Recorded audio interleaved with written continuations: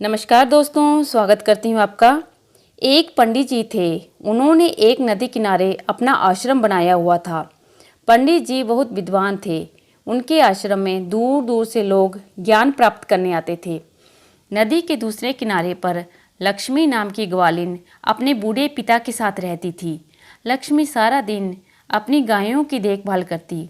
सुबह जल्दी उठकर अपनी गायों को नहला धुलाकर दूध दोहती, फिर अपने पिता के लिए खाना बनाती।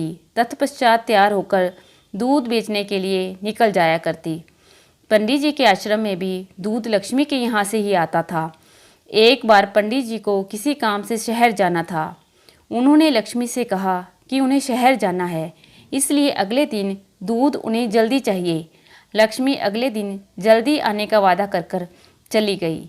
अगले दिन लक्ष्मी ने सुबह जल्दी उठकर अपना सारा काम खत्म किया और जल्दी से दूध उठाकर आश्रम की तरफ निकल पड़ी।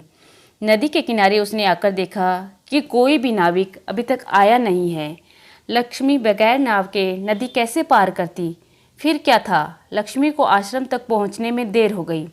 आश्रम में पंडित जी जाने को तैयार खड़े थे। उन्हें सिर्फ लक्ष्मी का इंतजार था।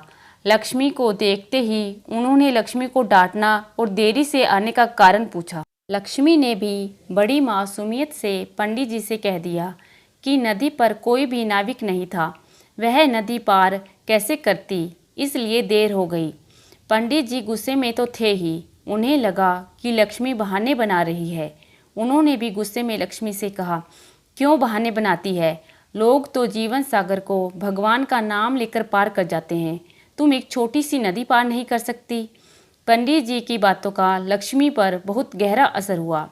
दूसरे दिन भी जब लक्ष्मी दूध लेकर आश्रम निकली तो नदी के किनारे कोई नाविक नहीं था। लक्ष्मी ने नाविक का इंतजार नहीं किया। उसने भगवान को याद किया और पानी की सतह पर चलकर आसानी से नदी पार कर ली। इतनी जल्दी लक्ष्मी को आश्रम में देखकर पंडित जी हैरान रह गए। उन्हें पता था कि कोई नाविक इतनी जल्दी नहीं आता। उन्होंने लक्ष्मी से पूछा कि तुमने आज नदी कैसे पार की? लक्ष्मी ने बड़ी सरलता से कहा, पंडित जी, आपके बताए हुए तरीके से मैंने भगवान का नाम लिया और पानी पर चलकर नदी पार कर ली। पंडित जी को लक्ष्मी की बातों पर विश्वास नहीं हुआ। उन्होंने लक्ष्मी से फिर से पानी पर चलने के लिए कहा। लक्ष्मी नदी के किनारे गई और उसने भगवान का नाम जपते जपते बड़ी आसानी से नदी पार कर ली।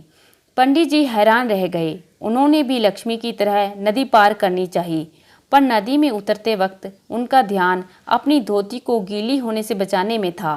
वह पानी पर नहीं चल पाए और धड़ाम से पानी में गिर गए। पंडित जी को गिरते देख लक्ष्मी ने हंसते हुए कहा, आपने तो भगवान का नाम लिया ही नहीं, आपका सारा ध्यान अपनी नई धोती को बचाने में लगा। पंडित जी को अपनी गलती का एहसास हो गया। उन्हें अपने ज्ञान पर बड़ा अभिमान था, पर अब उन्होंने जान लिया था कि भगवान को पाने के लिए किसी भी ज्ञान की जरूरत नहीं होती। उन्हें पाने के लिए सिर्फ सच्चे मन से याद करने की ज़रूरत है। तो दोस्तों, यह कहानी हमें यह बताती है कि अगर सच्चे मन से भगवान को याद किया जाए तो भगवान तुरंत अपने भक्तों की मदद करने आते हैं। आशा करती हूँ कि ये कहानी आप पसंद करेंगे। कहानी देखने के लिए धन्यवाद।